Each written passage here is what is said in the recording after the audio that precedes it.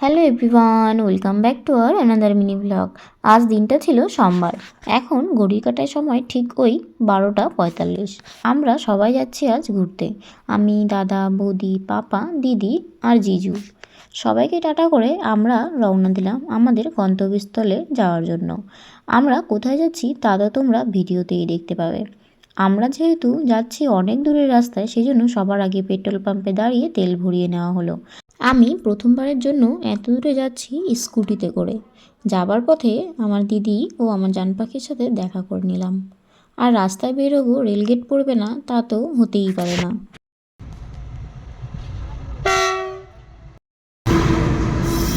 আজ আবহাওয়াটাও ছিল বেশ ভালো।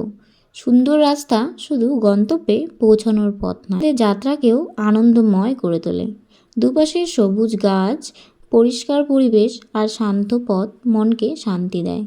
এমন সুন্দর রাস্তা আমাদের ভ্রমণকে আরও সুন্দর করে তোলে। এত সুন্দর ব্রিজ ও রাস্তার দৃশ্য উপভোগ করতে করতে আমরা পৌঁছে গেলাম ঠাকুরগঞ্জে। আর তোমাদের তো বলাই হয়নি আমরা যাচ্ছি কোথায়। আমরা যাচ্ছি নকশালবাড়ি। নকশালবাড়ি যাবার আগেই পড়ে বাতাসি, আর বাতাসিতে আছে বড় মায়ের মন্দির। যাবার পথে মায়ের দর্শনও হয়ে গেল। পৌঁছে গেছি আমরা বাতাসিতে। এখান থেকে এখন মিষ্টি নিয়ে আমরা সোজা চলে যাব পিসি বাড়িতে। আজ আমরা সবাই যাচ্ছি পিসি বাড়িতে। আমরা তো দুপুরবেলা বাড়ি থেকে বের হয়েছি, এখন সময় হলো 4টা। তাই আমরা এখন এখান থেকে মোমো খেয়ে নিচ্ছি সবাই। মোমো খাওয়া কমপ্লিট করে আমরা বেরিয়ে পড়লাম পিসি বাড়ির উদ্দেশ্যে।